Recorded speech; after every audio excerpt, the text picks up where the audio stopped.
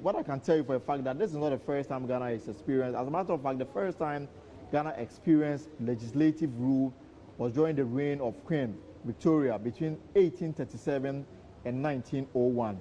Now, after independence in 1957, Ghana's first National Assembly came into force.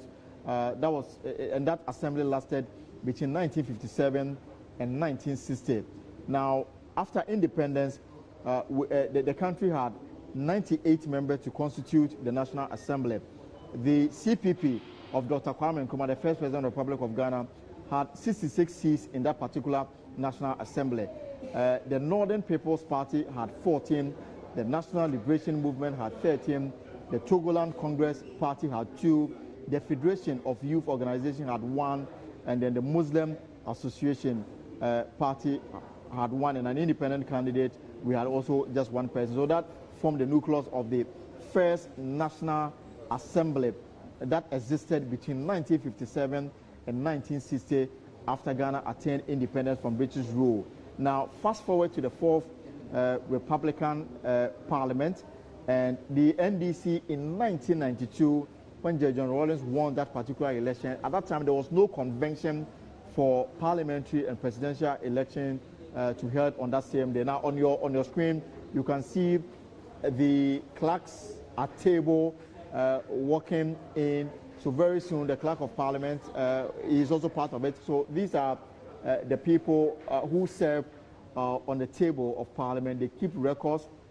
They ensure that business is conducted. They serve as, consultants on procedural matters.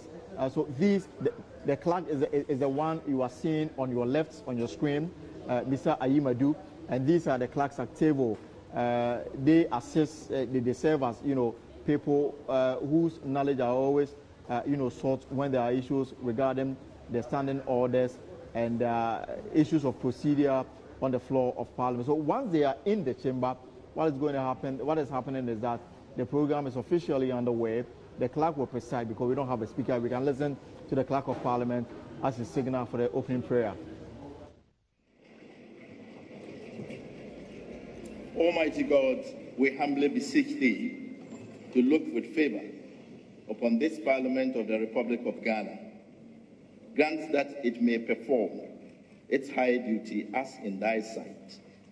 Give divine guidance to the President of the Republic and our members of Parliament and ministers of state with discernment and vision, integrity and courage, that through the labors of government, this land and people may be well and truly served, and our good purposes for the common human life be realized in our midst.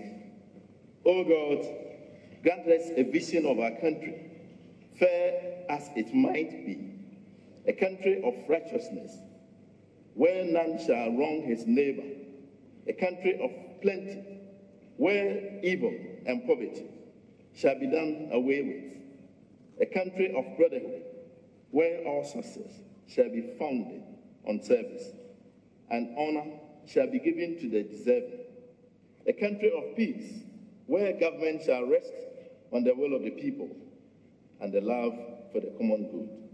Bless the efforts of those who struggle to make this vision a living reality. Inspire and strengthen our people that they may give time, thought, and sacrifice to speed the day of the coming beauty of Ghana and Africa. Amen.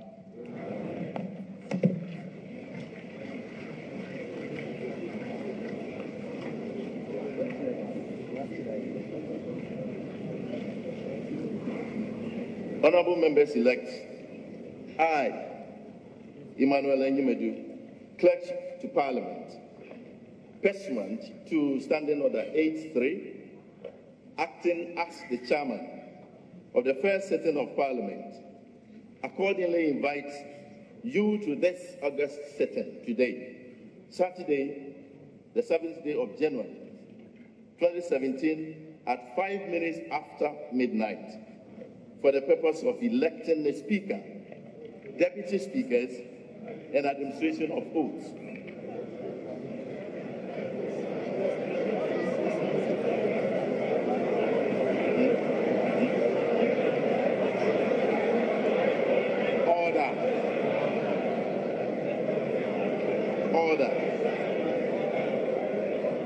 Honorable members-elect, you will recall that you were invited to come and you were asked to come, and this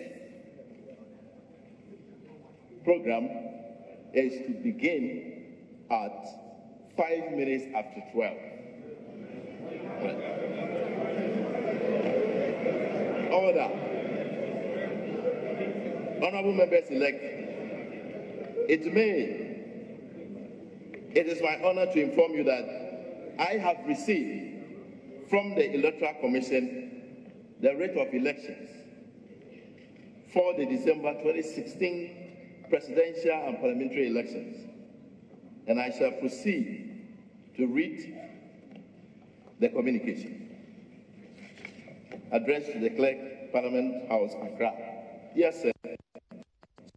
Rate of elections, presidential and parliamentary. We forward to you the list of elected members of parliament, as well as the rate of elections for the December 2016 presidential and parliamentary elections. Yours faithfully, signed, Amadou Sili, Deputy Chairman of Operations.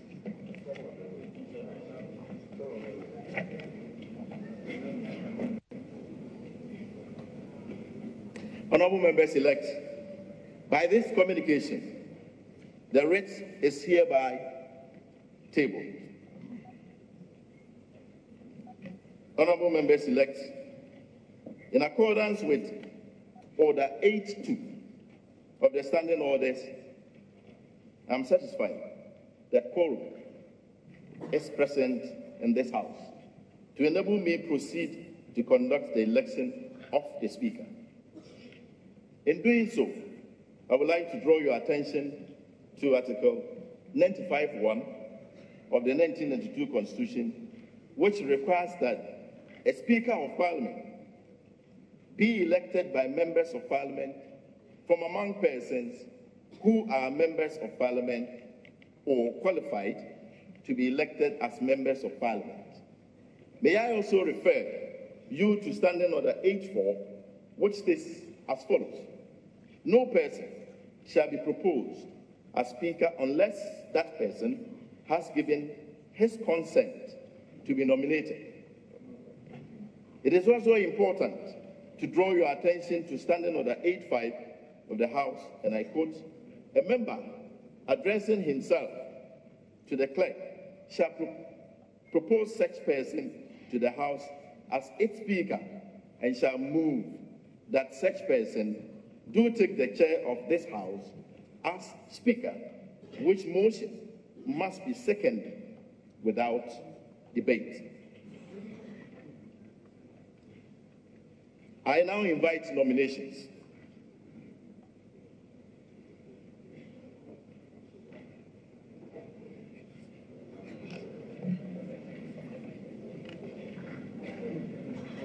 Mr. Clerk to Parliament, who has the singular honor to chair this first leg of a sitting of Parliament, in accord with Order A3 of our standing orders, I rise in recognition of the fact that the tenure of the 6th Parliament of the 4th Republic came to an end at the stroke of midnight of 6th January 2017. That is some 30 minutes ago, in line with Article 113(1) of the 1992 Constitution, as a consequence of which a vacancy has occurred in the office of the Speaker of Parliament. Mr. Chairman, our rules of procedure provide under Order 8.2 that on occasions such as this, Parliament shall proceed to the election of a Speaker as soon as a quorum is present. Article 95(3) of the Constitution provides that no business shall be transacted in Parliament other than the election to the office of Speaker at any time when the office of Speaker is vacant. Article 100 Sub 2 of the Constitution stipulates a member of Parliament may, before taking the oaths of allegiance and member of Parliament, take part in the election of the Speaker. Mr. Chairman, Article 95(1) of the Constitution states, there shall be a Speaker who shall be elected by members of Parliament from among members who are members of Parliament or who are qualified to be elected as members of Parliament. This provision is reinforced by Order 8.1 of our Rules of Procedure. Mr. Chairman, in accord with the constitutional provisions that I have cited, as well as the imperatives provided by our standing orders, I rise to propose Professor Aaron Michael Oquaye to this House as the Speaker for the 7th Parliament of the 4th Republic. Professor Michael Oquaye, as he is affectionately called, has been a two-term Member of Parliament from January 2005 through to January 2013. He qualified then as a Member of Parliament and even now qualifies by the terms of our Constitution to be a Member of Parliament. Mr. Chairman, the person I'm proposing is definitely not barred by his age. Professor Aaron Michael Oquaye has given me his letter of consent. Mr. Chairman, I have it in my hand.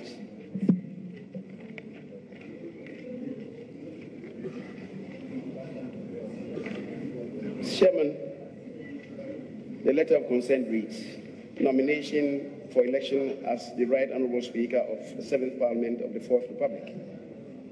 I respectfully refer to the above and notify that I have given my consent to be nominated for election as Speaker of the 7th Parliament of the 4th Republic, pursuant to Standing Order number 84 of the Standing Orders of the Parliament of Ghana. Thank you, yours faithfully, Honourable Professor Michael Oquaye, and it's dated 6th of January 2017.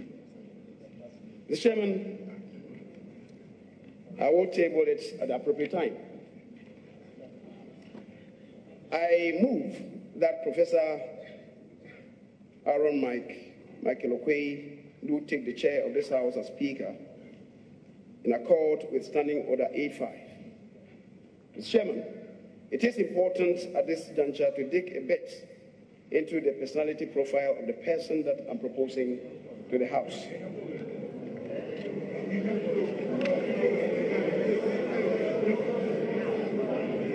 Mr. Chairman, I indeed recognize that it is a whole catena of a profile.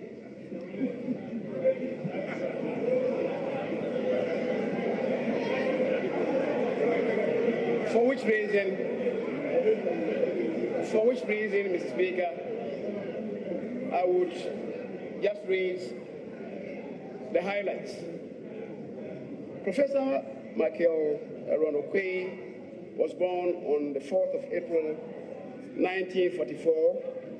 Mr. E.G.N. Oquaye of Osu, Accra, and Mrs. Felicia Awusike Oquaye, near Azu of Odumase Krop.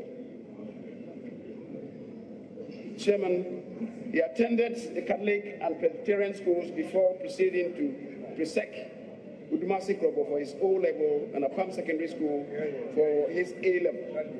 Then the University of Ghana, University of London, and Lincoln's Inn, London. He holds the BA and his LLB and his BL and PhD degrees. His working life has been mainly a combination of private legal practice, lecturing in political science, doing active politics, and pastoral work. A barrister of the Supreme Court of England and Wales, is also a senior member of Ghana Bar. An academic, Professor Michael Oquaye achieved this singular distinction of winning, within 4 years, the coveted International Rockefeller Senior Scholar Award in 1993. He was head of Department of Political Science, University of Ghana, Legon, from October 1999 to January 2002. He was Vice President of the African Association of Political Science, headquartered in Zimbabwe, and he was Vice President between 1997 and 1999. He has researched and written extensively on good governance, conflict, political education, decentralization and development, human rights, military intervention in politics, NGOs, rural development, and gender issues. He's a keen advocate of rights of women, including affirmative action. He's one man who has regularly featured in conferences on gender in this country. His books and articles have been published in Ghana, England, Canada, United States of America, South Africa, and Zimbabwe. Professor Michael Oquaye's rich experience in African politics has been tapped by many institutions in Ghana and abroad.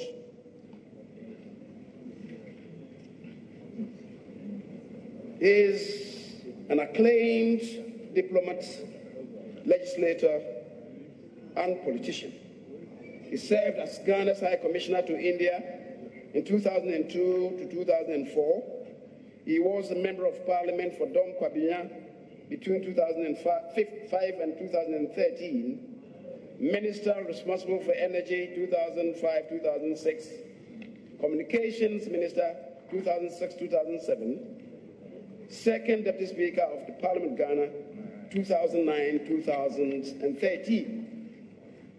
His tenure as High Commissioner to India was a period of achievement, unprecedented in Indo-China relations, and there's a tall order of achievements, which I would not bore members with.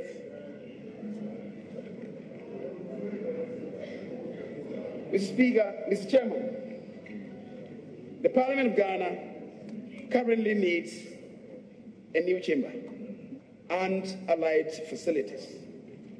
We trust that, given his extensive network, the person that I'm proposing, if he is elected by this House, can do something about the project that is before us.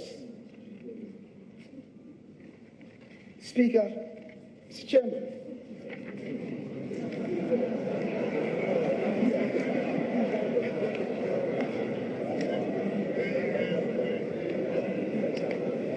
Mr. Chairman, as in the energy sector, the achievements of Professor Oquaye are galore. As the Minister of Communications, he has a plethora of achievements. In Parliament, Professor Oquaye took very keen interest in legislation and made meticulous endeavors in detecting minute slips. He made brilliant statements and various comments and contributions rich in depth.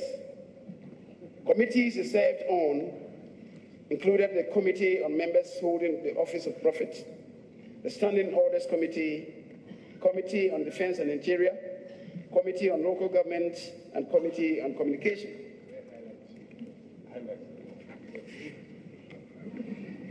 Mr. Chairman, on occasions when he presided over the House, his evenness, equanimity, pleased both sides of the House. Professor Aaron Oquaye is currently the Executive Director of Africa Public Policy Institute, APPI, a research think tank which he himself founded. A Baptist pastor, Professor Oquaye is married to Mrs. Alberta Oquaye, née Asafoye, otherwise known as former major in the armed forces, with children. His hobbies include soccer, table tennis, reading, writing, and music. Mr. Chairman, this is the person that I commend and recommend to the House. For the avoidance of doubt, since my utter loquaciousness might have caused some amongst us to lose the trend in my submission, I once again move that Professor Aaron Michael Oquaye do take the chair of this House as a Speaker. I so move.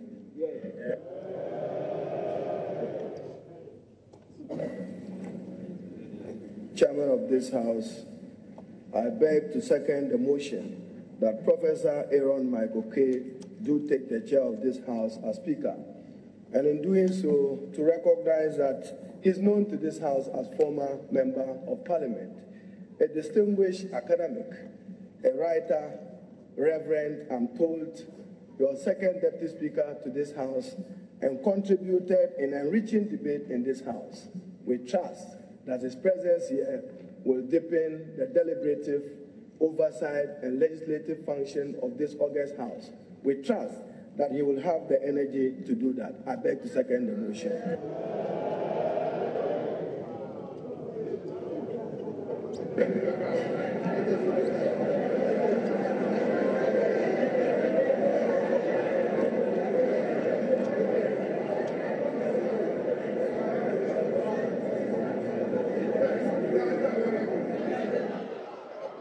Order, honorable members elect. Order.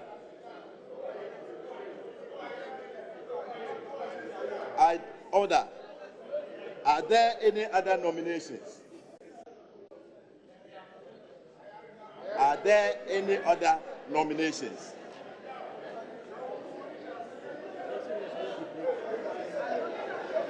Honorable members elect, there being no other nominations, I hereby declare Professor Michael Aaron Oquaye duly elected to take the chair of the House as Speaker in accordance with Order 8.6. May I now request the sponsors of the Speaker-elect to conduct him into the chamber.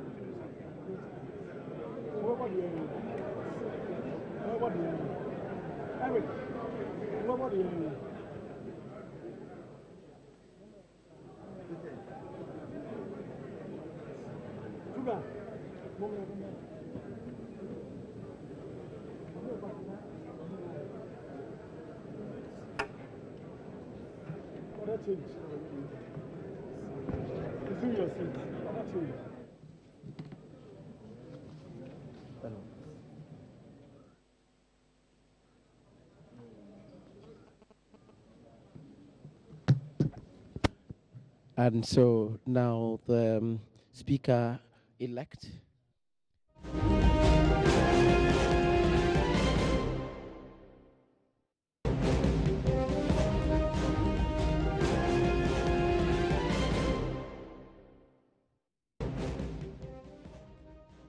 Okay.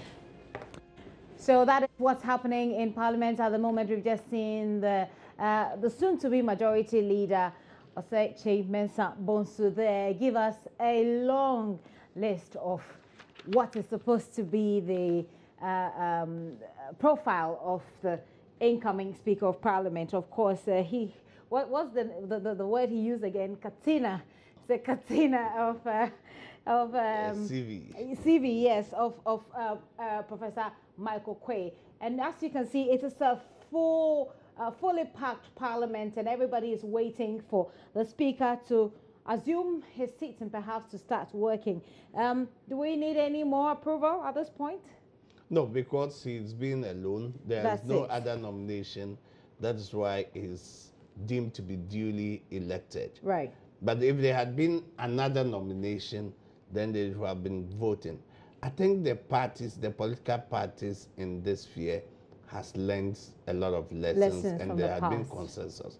Because what happened in 2005, when the Honorable Peter Alajete was proposed by the minority, and the majority proposed Bejina Sechi Hughes, there was some kind of confusion. And what happened was that the minority now wanted to elect a speaker for the majority. And that also affected the minority in the sense that when it was agreed that Honorable Jirasa, who used to be the first deputy speaker, was now to be proposed as second deputy speaker, the majority blocked it. And Malik Alassane, who was the MP for Yendi, was now, when Frederick Blay became the first deputy speaker. So there had been some kind of consensus and agreement between the parties. And I think from that experience, we have learned a lot. And so we are seeing an improvement there. That would be Professor Michael Oquaye. Is that him? We see that will be the Chief Justice. That's the Chief Justice. The Chief Justice, Madam Georgina Theodora Rood there, coming in to do her job. This is your election headquarters special coverage, of course, of the dissolution of Parliament, the sixth Parliament that is being dissolved, and then the inauguration of the seventh Parliament ahead of the inauguration of President-elect Nana Dankwa Akufo-Addo. The Chief Justice has taken her seat, and there he comes, Professor Michael Oquaye, in his beautiful kente cloth. Oh, that's not him. He's in a suit. He's in a suit right there. Okay, and then he will take his steps slowly. Oh, that man in the kente actually looks like him. His head looked like him from afar. Okay, so that is Professor Michael Oquaye there, the soon-to-be Speaker of Parliament. We've heard about his great credentials, you know, all the things that he has done, the schools that he's been through and all of that, all in a bit to make the point that he is qualified for this post and he is the right man. He is the right choice. Okay, let's listen to him now. The Clerk of Parliament. To the will of the House. I do.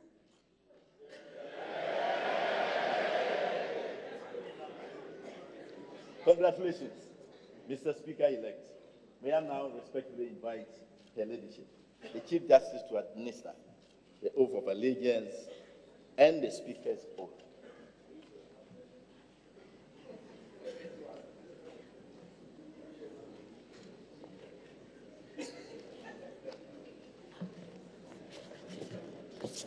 So which one first? The oath of allegiance first. Please have a copy.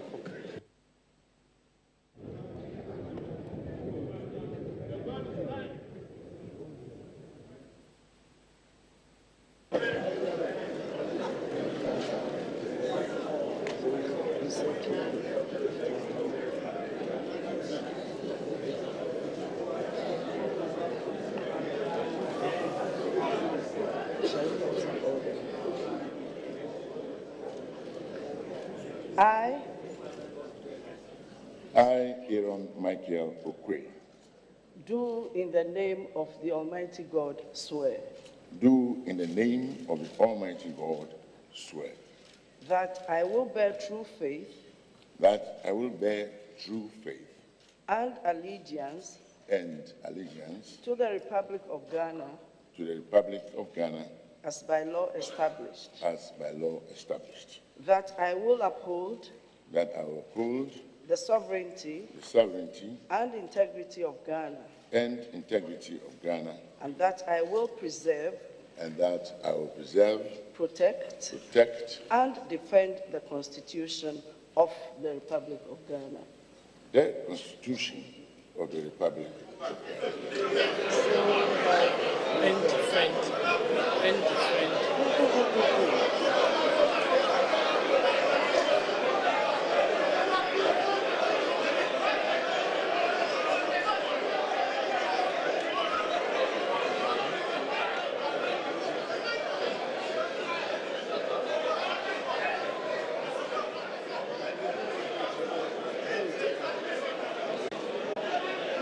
I will protect and defend the Constitution of the Republic of Ghana. So help me God. So help me God. Thank you very much.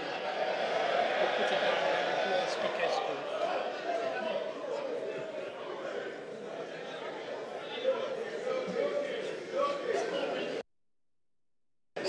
I, Aaron Michael Oquaye, Do in the name of the Almighty God swear do in the name of the Almighty God swear that I will bear true faith that I will bear true faith and allegiance and allegiance to the Republic of Ghana to the Republic of as Ghana by law established, as by law established, that I will uphold that I will uphold the integrity the integrity of the Republic of Ghana, of the Republic of Ghana, that I will faithfully that I will faithfully and conscientiously and conscientiously discharge my duties discharge my duties as Speaker of Parliament, as Speaker of Parliament, and that I will uphold, and that I will uphold, preserve, protect, and defend the Constitution of the Republic of Ghana, and that I will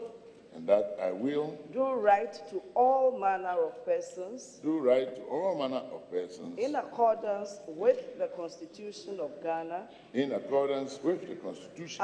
laws and conventions of Parliament without fear or favor, affection or ill will. So help me God.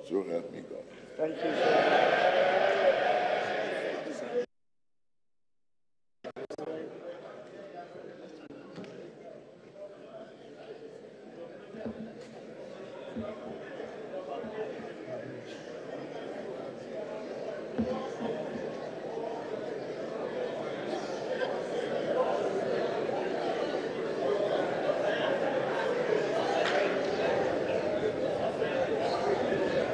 And they will append a few signatures there. And as I said earlier on, the Speaker of Parliament, Professor Michael Oquaye, is just being ushered into the office by the Chief Justice, Madam Georgina Theodora Root there.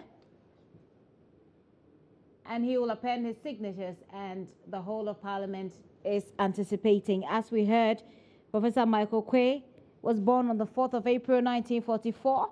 His father, E.J.N. Oquaye of Osu Akwa, a cocoa merchant, and of course, his mother, Mrs. Felicia Ewusiki Oquaye from Odumase Krobo. He's a third of 7 children brought up at Asamankes in the Eastern region. He attended the Catholic and Presbyterian schools before proceeding to Presec, Odumase Krobo, where he did his O-level, and then Apam Secondary School, where he did his A-level. At this moment, he's being decorated with a gown, the gown for the Speaker of Parliament, and very soon he'll be ready and all set for business of Parliament. Professor Michael Oquaye also went to the University of Ghana, University of London, and Lincoln's Inn, London. He holds a BA Honours in Political Science, LLB Honours BL, and PhD degrees. His working life, of course, has mainly been a combination of private legal practice, and he has been lecturing in political science, doing active politics, and of course, as a pastor. He is okay, at this moment, we'll expect to hear from Ghana's next Speaker of Parliament, Professor Michael Oquaye.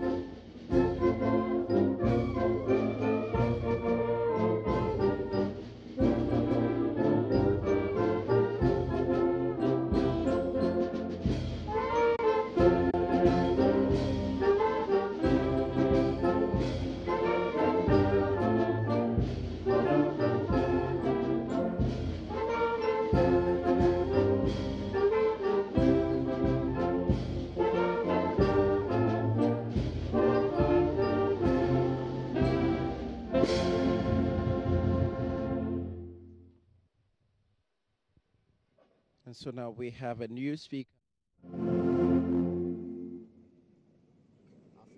Sound. Now the speaker, we now have a speaker for the 7th Parliament of the Ghana. The next stage is for the maize to be put up in an upright position.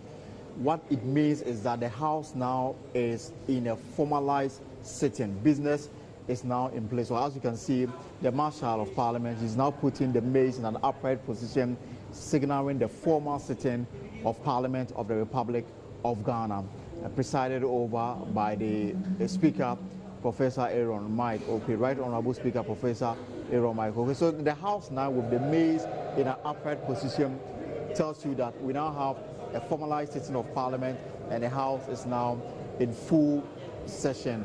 The Speaker at this stage will now move on to deliver his acceptance speech and will tell us possibly his vision for the next 4 years as he presides over the Speaker. We can now listen. My Lords, spiritual and temporal, honorable members of Parliament elect, Your Excellencies, Nananum, Nime, Name, political parties, representatives, press corps, distinguished ladies and gentlemen.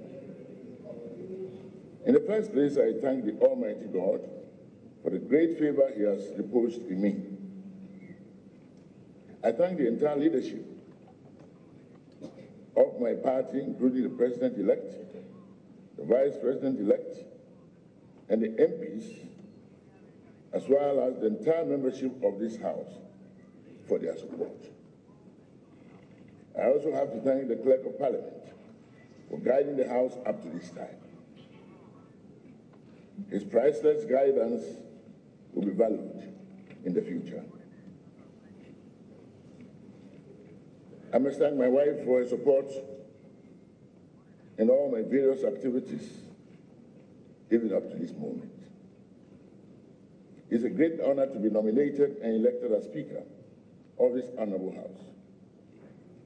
I see my presence here as a homecoming, albeit with a greater responsibility. I'm grateful to all who reposed resounding trust in me to make this possible. I pray to the Almighty God that I shall successfully travel the path pursued by many speakers, begun by the legal numbering, the Right Honorable Sir Charles Emmanuel Christ, also from my hometown, Osu, Accra. I wish to congratulate all of you honorable members for winning your seats. It is a unique opportunity to serve our near nation. I look forward to maximizing the opportunities for every member to contribute to the proceedings of this House. I trust the experienced ones will mentor the upcoming. Those who sit in front should please learn to look behind them to allow others to contribute. And remember that whereas they cannot normally see from the back of their heads, I have been placed on this platform so that everyone can catch my eye. I intend to be fair to all and therefore seek your understanding in advance. I encourage new entrants to prepare and present statements on any issue of interest. Apply the question time well. Your brilliant visibility will affect your re-election. I will meet with leadership on this and seek support of leading think tanks in Ghana to help you to deliver. A comprehensive mentoring process is vital for improved performance. I need to remind the new MPs that the highly procedural nature of Parliament calls for an equally high level of commitment to the rules and procedures of the institution. Serious learning will therefore have to be undertaken to sharpen your competences in order to perform optimally. To the majority, let me remind you that we have a two-party parliamentary system heavily dominated by you, so far as this particular session is concerned. There is, however, the need to be guided by high ethical considerations so that we do not relapse into ultra-majoritarianism a symptom of the tyranny of the majority. We will encourage healthy debates. To the minority, even though most parliamentary business is organized on this majoritarian principle, the time-honored rights of minority to open, frank, fair, and honest debate so as to make your case and offer constructive alternatives will be respected under my stewardship. Both the majority and the minority must be guided, and I'm sure will be, by the mandate given to the government and parliament to build a vibrant society anchored on the principles of fairness and equality of opportunities. The promotion of good governance requires a parliament that can effectively perform the three cardinal functions of representation, oversight regarding the executive, and lawmaking. Our ability to control public expenditure will be good service to our people. Ghanaians everywhere are looking up to Parliament and government for the solutions to the problems that confront them on a daily basis. It cannot be business as usual. Our people expect us to help fix the economy, provide jobs for the unemployed, improve access and quality of education, healthcare, and generally give them hope for the future. This parliament is for the people of Ghana, and they want us to be honest, accountable, and responsive to their needs. I ask for cooperation from all and sundry to make our stewardship a shining example. Challenges. The Fourth Republic Parliament has been seeking to re-establish its role as a key public institution. The challenges have been myriad. During the dark days after independence, anytime a coup occurred, Parliament was dissolved, while the executive continued, even if in a different shape. This instability has affected the development of Parliament. When Parliament reconvened in 1993, after several years of military rule, for example, only one member had been a member of Parliament before. Hence, institutional memory was negligible. Strides have since been made, and we congratulate all those who have helped the process of restoration of the ideals, beliefs, and values of parliamentary democracy in Ghana. Nevertheless, a huge task still remains ahead of us, and I trust that we shall rise to the occasion. Standing orders. Parliament operates by rules and procedures called standing orders. Incidentally, in Parliament itself, it is generally agreed that there is the need to revise the rules as a whole. Committees have been set up to revise these rules, but for over a decade, this process had stalled. Sometimes proceedings become jerky in the House, as leaders and members recall conflicting experiences from memory. I am committed to completing this lingering exercise, and I will seek the cooperation of this present leadership, whom I respect so much. In this connection, there is another issue to tackle.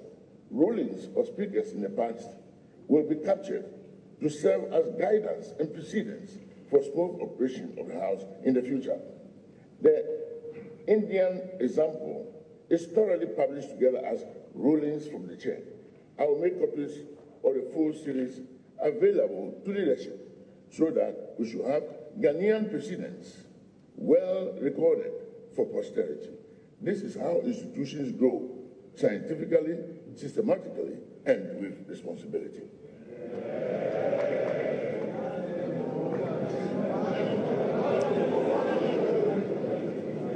Private members' bills. The controversy relating to private members' bills should be resolved.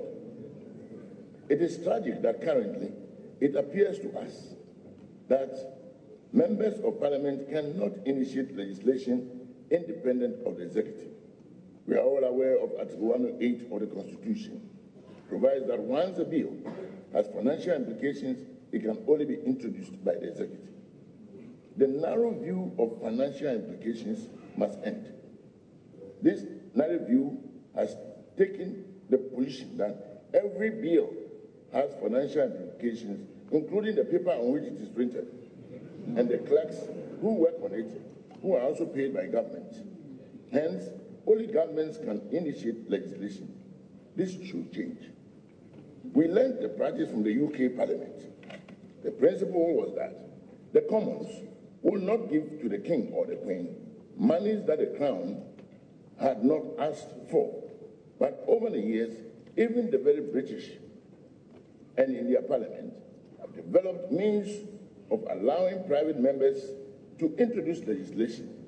Recent studies I've made show that there are a number of procedures whereby private members may initiate bills.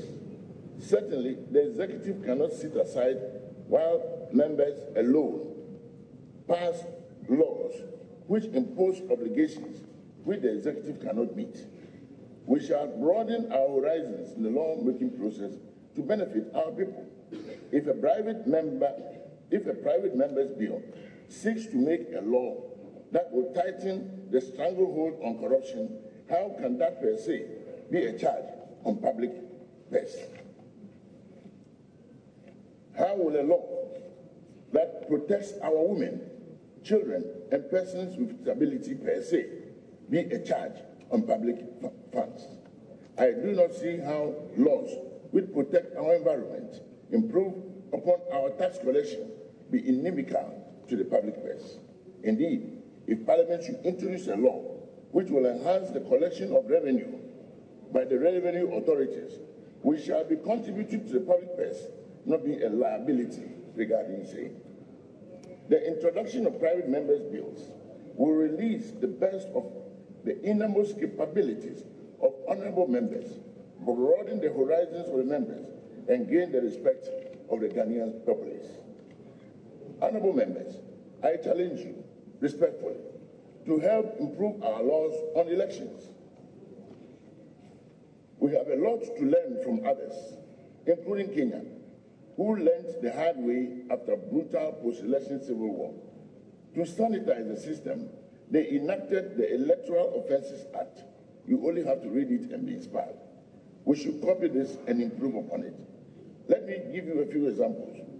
Why should our law allow any two adults who are registered to vote to stand in for a person whose age or nationality he cannot really vouch for? Why should just any two people be allowed to do this? If you do not stand in local parentis, how do you tell the age of a person you hardly know? We shall define only a small category of persons who can give guarantees.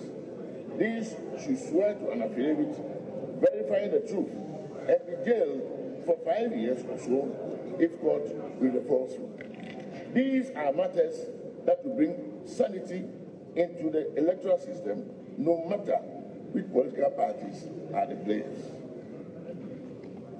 Our committee system, I'm sure you will agree, need a lot of sharpening and improvement in order to meet the challenges of the times. Matters of boycotts and walkouts have kept a lot of us at bay in many areas. We need to have a great look. Record keeping. Our library, record keeping process, and related activities need modernization. Parliament today does not keep any record whatsoever of how individuals vote. This is in sharp contrast with the United States system and other jurisdictions which have detailed records of all Senate voting. President Obama's voting record became an issue and an asset in his victory. Both President-elect Nana Akufo-Addo and President Mahama, though very successful former MPs, had no such record to show in their presidential bid of both 2012 and 2016. It would have been interesting and most useful to have such record. How did they vote on issues relating to gender, children, environment, rights of persons with disability, etc.? Such matters enhance the politics of issues and devalue the politics of vituperation. parliamentarians and their constituencies. A question worth asking is, what do our constituents expect of us? There is also growing evidence that public opinion is divided as to the role of MPs in Ghana. These are areas that need to be seriously looked at so that we shall at all times be in tandem with the electorate. Women representation. One of the main problems facing Ghana's democratization process,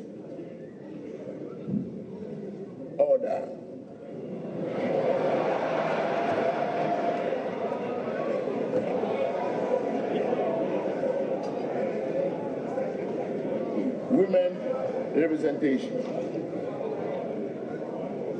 One of the main problems facing Ghana's democratization process is the role of women in politics. We all know of the gender equality provisions of the Constitution. Nevertheless,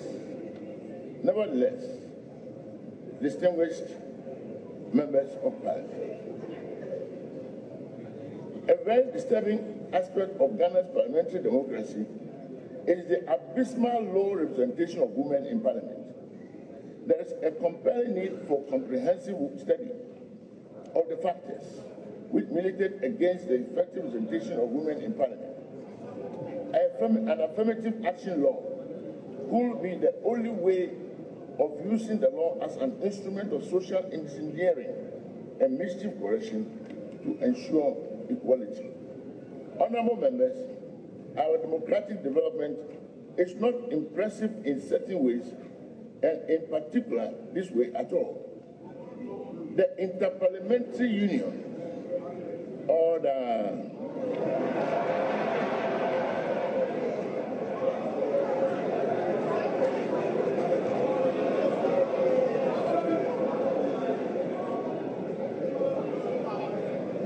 Interparliamentary Union, in their latest publication, December 2016, classified nations in a descending order by the percentage of women representation in Parliament.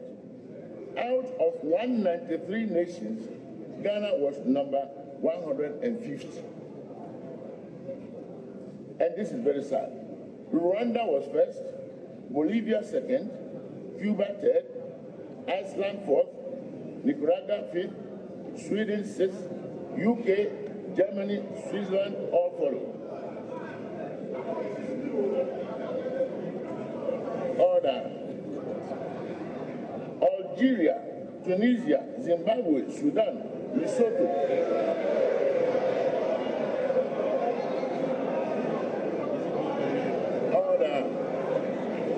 Honorable members, it is worthy of note that sometimes we should not sit on our oars. Algeria, Tunisia, Zimbabwe.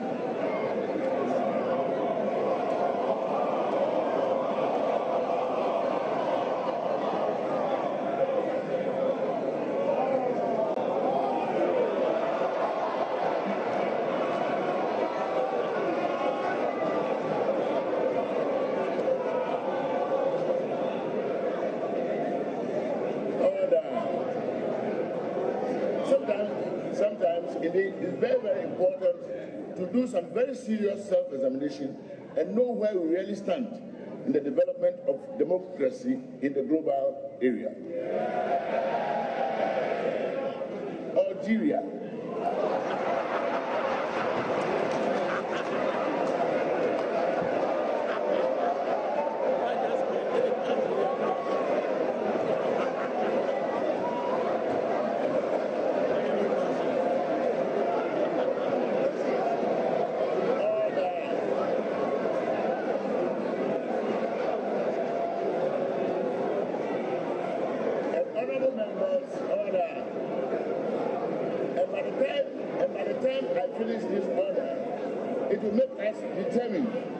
To do something about it. Where Tunisia, Zimbabwe, Sudan, Lesotho, and Liberia have all beaten us to it, then we have something serious to look at in this country. There is an appendix of this authoritative document which I will make available to members.